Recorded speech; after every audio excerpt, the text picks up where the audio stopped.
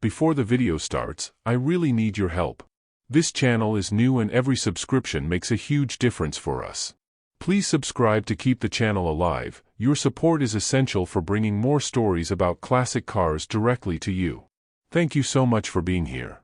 The story of the Chevrolet Corvair from 1960 to 1969 is one of the most controversial, misunderstood and, in many ways, unfairly judged chapters in American automotive history. When it first appeared, it promised to be a radical departure from everything that Detroit had been doing for decades. It was compact, light, efficient, beautifully styled and engineered in a way that most American cars simply were not. Its rear-mounted, air-cooled engine, its independent suspension and its European-inspired driving feel positioned it as something completely different in a market filled with oversized, under-engineered machines that prioritized style and brute force over finesse. But the Corvair did not just appear at the wrong time, it collided directly with political, cultural and industrial forces that were much bigger than a single car. And in the end, those forces tried to bury the car's legacy, as though erasing its existence would erase the uncomfortable truths it exposed. Understanding the Corvair requires going back to the late 1950s, when Chevrolet faced a new kind of pressure. For decades, American cars had been getting bigger, longer and heavier, with massive V8 engines that consumed fuel at astonishing rates.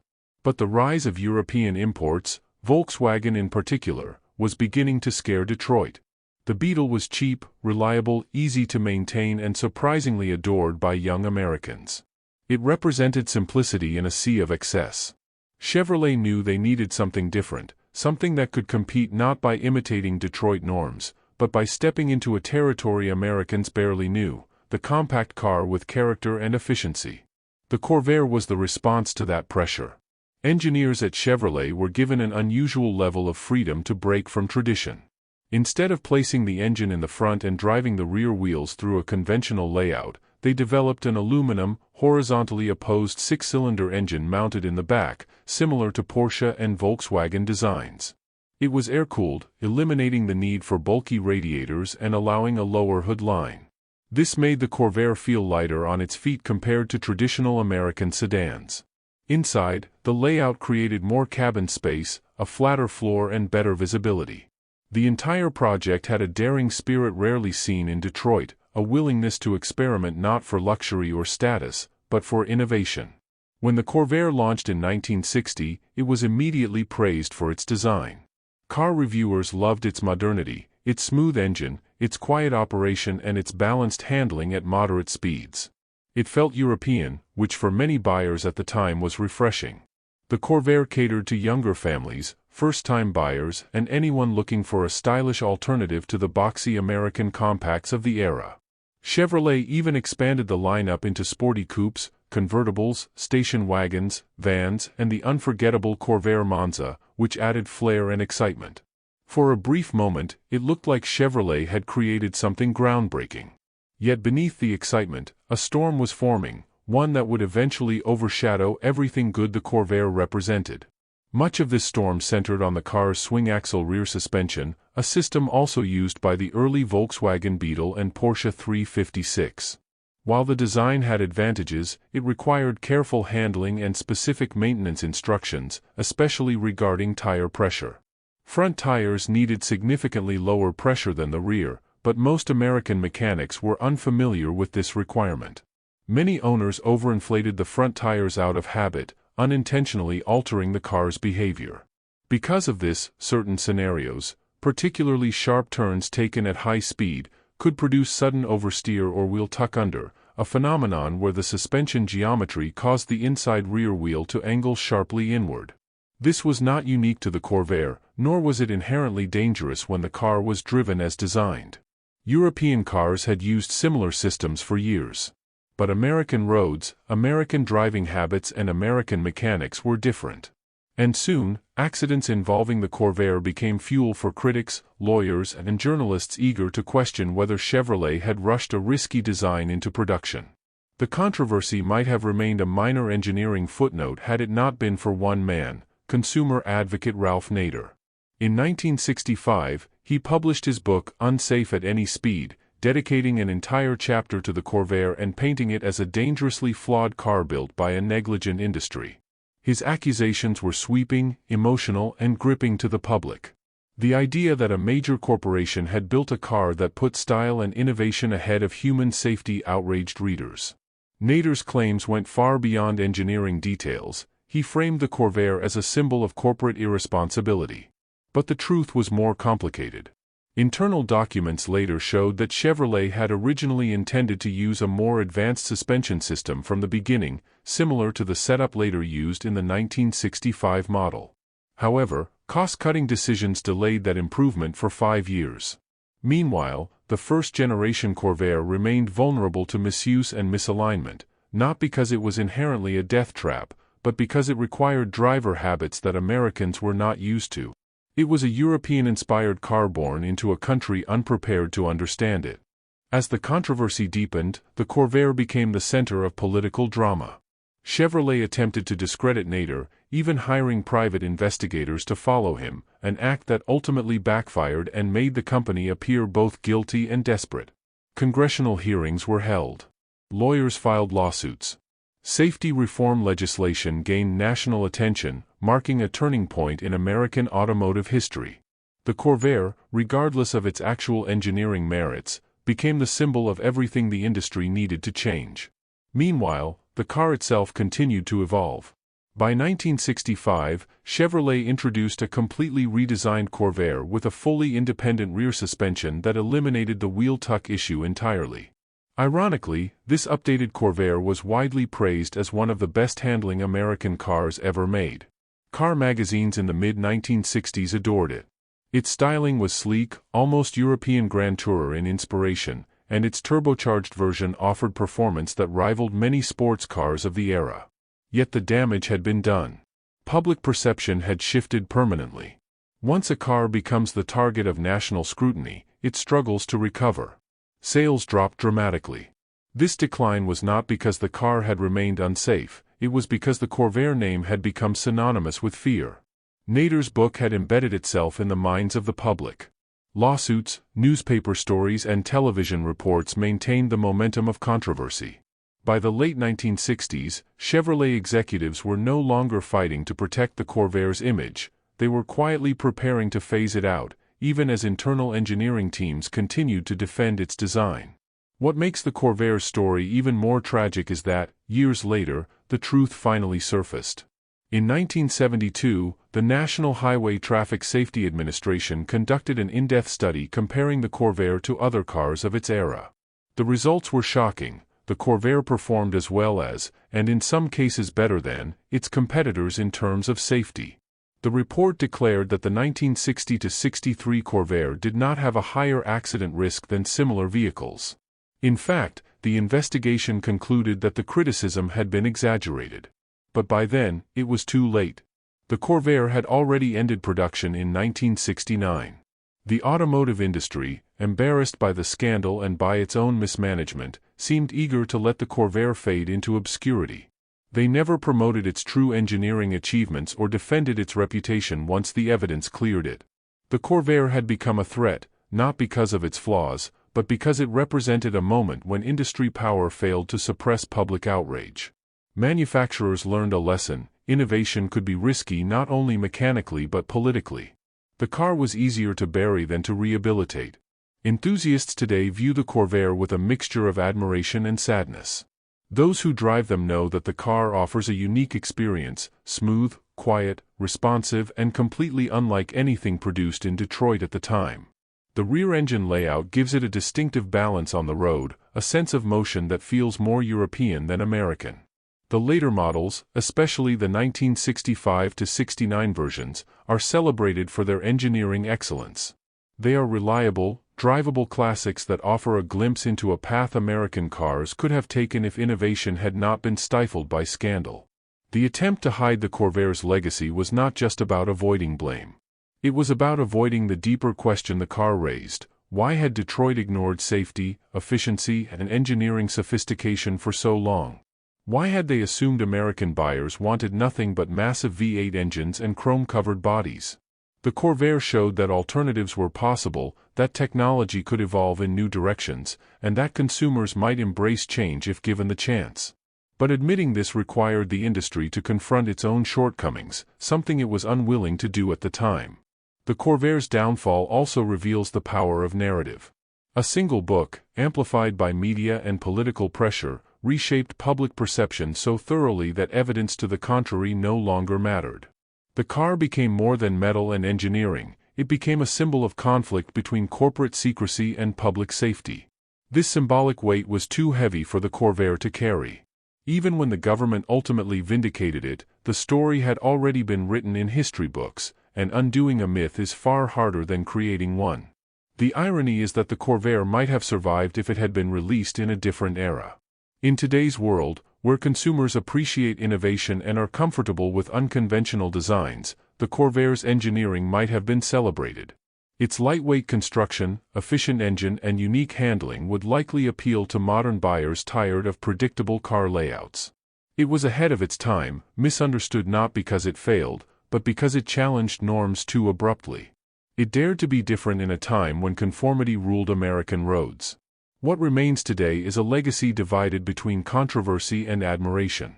Collectors cherish the Corvair not only for its historical significance but for its boldness. It represents an era when experimentation was still possible, before corporate caution tightened its grip on innovation. Every Corvair still on the road today is a reminder that progress often comes with risk, and that sometimes the most daring ideas are the ones that history tries hardest to erase. As the story of the Chevrolet Corvair moved deeper into the late 1960s, the shadow cast over its reputation grew heavy enough to change Chevrolet's long-term strategy. Even though the second-generation Corvair had addressed the engineering concerns that critics had raised, the stigma around the name was so powerful that Chevrolet found itself in a position where promoting the car no longer made business sense. Internally, the company placed nearly all its marketing resources behind the Camaro, a new model introduced in 1967.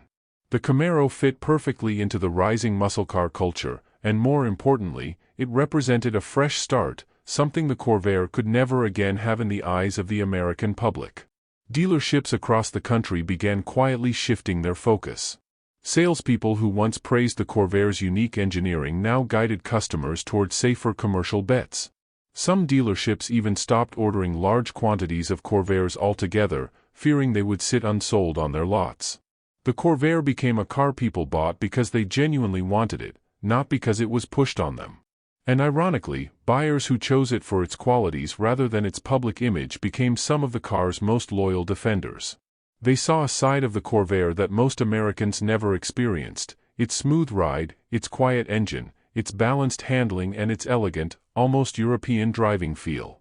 The broader cultural environment of the time also played a role in shaping the fate of the Corvair.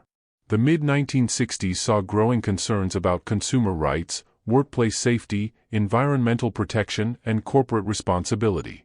America was changing rapidly, and cars were becoming part of a larger national conversation about ethics and accountability. The Corvair became a convenient focal point in this transition. To many politicians and activists, criticizing the Corvair was not simply about a car, it was about calling out an entire system. The model became a metaphor for perceived corporate greed and carelessness. Even people who had never seen a Corvair forming opinions about it based purely on headlines and political speeches. Meanwhile, inside General Motors, frustration grew.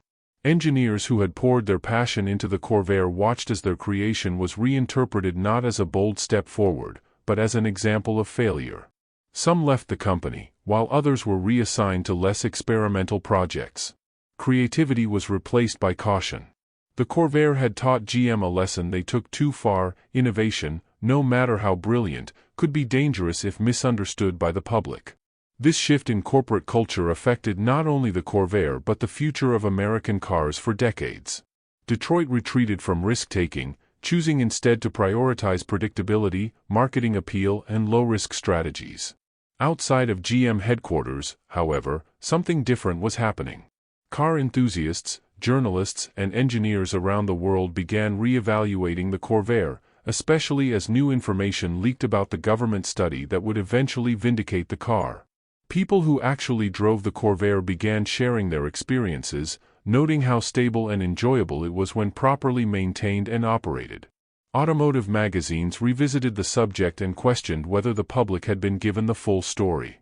Slowly, a counter-narrative emerged, one that acknowledged the early suspension quirks but argued that the car had been unfairly singled out in a politically charged moment. But none of this was enough to save the Corvair while it was still in production. By 1968, the writing was unmistakably on the wall. Sales were at a fraction of their peak, and GM was preparing to discontinue the model. In 1969, the very last Corvair rolled off the assembly line at the Willow Run plant in Michigan. Workers who had spent years building the car watched the final example with a sense of bittersweet pride. They knew they had created something special, something that deserved recognition not for the scandal surrounding it, but for its innovation and uniqueness. But they also knew that history is not always kind to those who challenge the status quo. Once production ended, the Corvair story entered a new and surprisingly complex phase. For the first time, the car existed entirely outside the spotlight of corporate marketing and political debate. It became a car of enthusiasts, collectors, and rebels, people who saw value in the unconventional, the misunderstood, and the overlooked. This shift gave the Corvair a new identity. It was no longer just the car from Nader's book or the car the industry tried to hide. It became a symbol of individuality, a classic for those who appreciated engineering that dared to break from tradition. In the decades that followed, interest in the Corvair grew steadily among collectors and historians. Clubs dedicated to the car formed across the United States, hosting events, shows, and restoration gatherings. Owners exchanged parts, technical advice, and stories about their experiences with the car. Many of them emphasized how dependable and enjoyable the Corvair could be when handled correctly, and how its reputation had been warped by oversimplified narratives and sensationalist reporting. By preserving and driving these cars, enthusiasts kept the Corvair's legacy alive in a way the industry never intended. Perhaps the most important turning point in reshaping the Corvair's legacy came with the release of the 1972 NHTSA report, which concluded that the early Corvair's handling performance was comparable to other cars of its era. This finding, though published 3 years after production had ended, validated what many enthusiasts and engineers already believed, that the Corvair had been unjustly vilified. Unfortunately, the report received nowhere near the level of media attention that Nader's accusations had. The public, by then, had moved on. The damage, once again, had already been done. But within the community of people who valued the Corvair, the report served as permanent proof that history had judged the car too harshly. Today, looking back, the Corvair story raises important questions about how truth is shaped, manipulated, and preserved in society. It demonstrates how easy it is for public perception to become disconnected from technical reality. One book, one headline, or one political moment can alter the fate of an entire industry product. The Corvair teaches us that controversy can overshadow achievement, and that sometimes the world punishes bold ideas simply because they are unfamiliar. The car was not perfect, but few great innovations are. What made the Corvair exceptional was not its flaws, but its ambition. The car also highlights the tension between engineering integrity and corporate decision-making.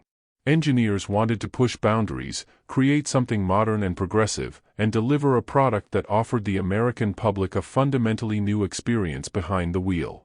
But corporate leadership, fearful of costs and delays, made decisions that compromised the original vision. These choices, made quietly in boardrooms, reverberated for decades. They shaped not only the Corvair's fate but the trajectory of American automotive design. After the controversy, U.S. automakers became hesitant to stray too far from established formulae. Designs grew safer, perhaps, but also less imaginative. For modern readers, the Corvair story can serve as a reminder of the importance of context. It is easy to judge a product by its most notorious moment, but harder to understand the forces that shaped that moment. The Corvair existed during a turbulent era when America was grappling with limitations in its automotive culture. Drivers were not used to compact designs, rear-engine layouts, or nuanced maintenance instructions. Mechanics were accustomed to certain standards and assumed they applied universally. The Corvair's uniqueness required a level of adaptation that many people were unwilling or unprepared to make. The tragedy is that, by the time the public began to revisit the truth, it was too late to bring the Corvair back. No modern version was ever produced. no revival concept was seriously considered. The car had become a relic of a period when innovation clashed with cultural expectations. Yet the Corvair's influence did not end with its discontinuation. Elements of its engineering showed up gradually in other vehicles, both inside and outside GM. Its legacy influenced how the industry approached turbocharging, compact design, and lightweight engineering. The car inspired both admiration and caution, an unusual combination that ensured its place in automotive history. What remains most compelling about the Corvair is the emotional response it still evokes. For some, it represents failure. For others, injustice. But for many enthusiasts, it represents courage. It symbolizes a moment when an American company dared to challenge norms and produce something radically different. It is a reminder that progress often comes from taking risks, and that those risks sometimes lead to backlash.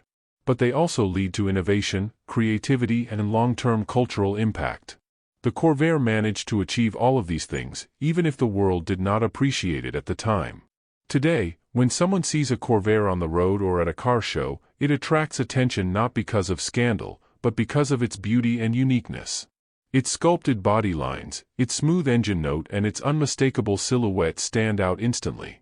Younger generations, who know little about the controversy that once defined the car, see it simply as a stunning classic. They approach it with curiosity rather than judgment. And in that curiosity lies the redemption of the Corvair. Time has softened the myths and allowed the car's true qualities to shine again. Owners today take pride in maintaining the Corvair's legacy. They celebrate its quirks, its character, and its story. They know that owning a Corvair means more than enjoying a classic car, it means preserving a piece of history that nearly disappeared. They understand that the car represents not only innovation but the struggle between truth and perception. And by keeping these cars running, they ensure that the Corvair will never again be hidden, forgotten, or misunderstood. The Corvair teaches us that great ideas often face resistance. The world is not always ready for change, and sometimes it punishes the pioneers who arrive too early. But history has a way of correcting itself over time. The truth about the Corvair eventually emerged, and enthusiasts around the world embraced it. The industry may have tried to bury this remarkable car, but the people who truly understood it made sure it survived. And today, more than 50 years after its final production, the Corvair stands not as a cautionary tale, but as a testament to perseverance, innovation, and the enduring power of passion. In the end, the Chevrolet Corvair remains one of the most fascinating cars America has ever produced. Its story is complex, dramatic, painful, and inspiring all at once. It challenged conventions, shook the industry, sparked political reform, and created one of the most passionate enthusiast communities in the world. The Corvair was not just a car, it was a revolution. And although the industry once tried to erase it, history has reclaimed it, ensuring that its legacy will endure for generations to come.